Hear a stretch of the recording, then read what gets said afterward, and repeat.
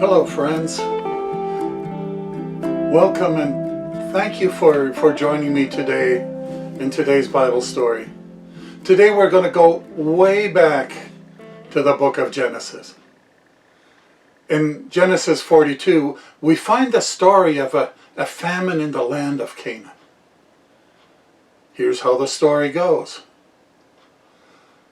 When Jacob heard that grain was available in Egypt, he said to his sons, "Why are you standing around looking at one another? I have heard there is grain in Egypt.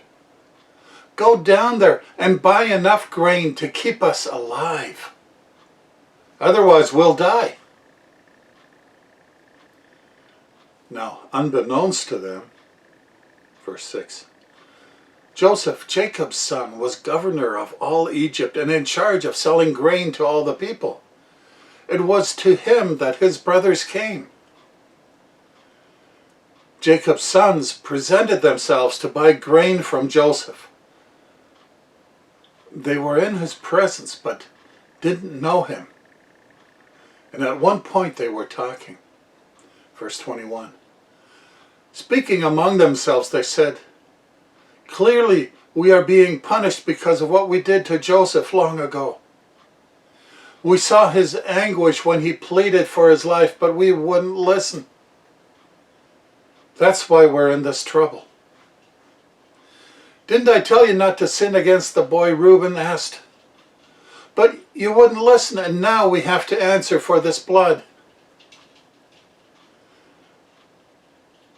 Of course, they didn't know that Joseph understood them, for he had been speaking to them through an interpreter. Now he turned away from them and began to weep. When he regained his composure, he spoke to them again. Then he chose Simeon from among them and had him tied up right before their eyes. Joseph then ordered his servants to fill the men's sacks with grain. But he also gave secret instructions to return each brother's payment at the top of his sack. He also gave them supplies for their journey home. So the brothers loaded their donkeys with the grain and headed for home. We all know this story. But what fascinated me in this story today, what caught my attention, is the donkey. Donkeys have a reputation for stubbornness, right? But as I understand this is due to their highly developed sense of self-preservation. The donkey will bed down with other animals at night, and on hearing any strange noise, the donkey will voice a warning to the herd and chase, often trampling the predator. Donkeys are also thought to have a calming effect on nervous horses.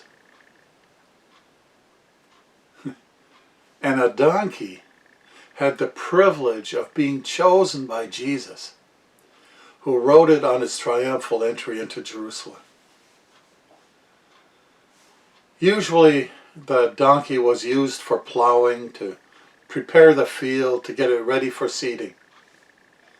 And if you watch closely, you will observe how the donkey walks. This animal could go for long hours with little food and water. And if it can't find any grass, it will eat shrubs and desert plants. The donkey's ears stand up to listen to his master. He walks with his eyes to the ground, watching the path that he needs to follow, carrying water or doing any number of other chores. Now I wonder, if we put ourselves in the position of the donkey, do we work hard for our master? Are we stubborn, wanting to go our own way? Do we protect others in our community or even in our home?